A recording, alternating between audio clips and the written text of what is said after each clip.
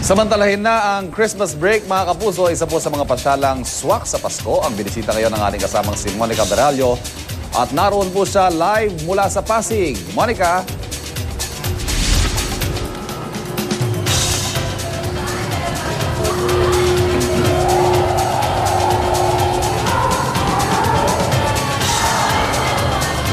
Malapit na nga ang Pasko, 2 tulog na lang. Siguradong marami sa ating mga kapuso ang naghahanap na nga ng mapapasyalan. Pero para doon sa mga ayaw lumayo na dito sa Metro Manila, itong ating pinuntahan, particular sa Ortigas, ay siguradong may enjoy lalo na ng mga bata. Dahil nga dito sa mga rides na nakikita natin sa aking likod. So unahin na natin itong Ferris wheel. Ito yung kanilang version nga. At ang maganda dito, Evano, sa nakita natin, hindi siya ganun kataas. So hindi ganun nakakatakot lalo na doon sa mga batang first time na sasakay. Ito si Arnar, nakalain mo, matatakotin sa heights pero hindi naman natakot. Na kung yung mga bata naman medyo mahilig sa mga kabayo. Ito katulad ng ginagawa ko, meron silang mga horse ride katulad nito.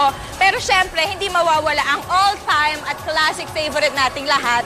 Ito, tingnan nyo, ang kanilang carousel. Ang ganda! Itong carousel nila medyo maliit lang, pero okay lang dahil nandiyan pa rin naman, of course, ng mga kabayo nga na umaakyat baba. Itong sinasakyan ko kung ayaw nila sumakay dito sa kabayo. Sigurado may enjoy naman ito na lahat dahil nasa 3 minutes po ang kabuuan ng ride na ito. So pwede pa kayong mag-picture-picture. Ayan, pwede pa kayong mag-bonding ng inyong mga pamilya at pwede mga kaibigan isama nyo na rin dito. Pwede na rin yung inyong mga partners, diba? Siguradong mag-e-enjoy kayo.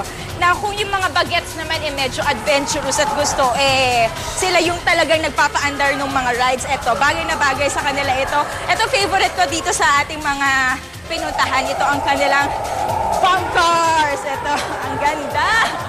Gusto ko talaga yung medyo nakakabangga.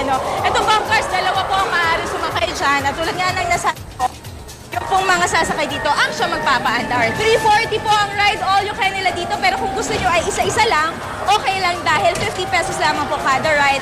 At bukas po sila araw-araw. Pero ngayong Pasko, good news dahil from 10 a.m. to 9 p.m. po sila magbubukas para po sa buong pamilya. Kaya para mga kapuso ngayong mga kapaskuhan, eto, pwede nyo nang dalhin ang inyong pamilya dito. Magmula muna dito, Ivan. Balik sa inyo.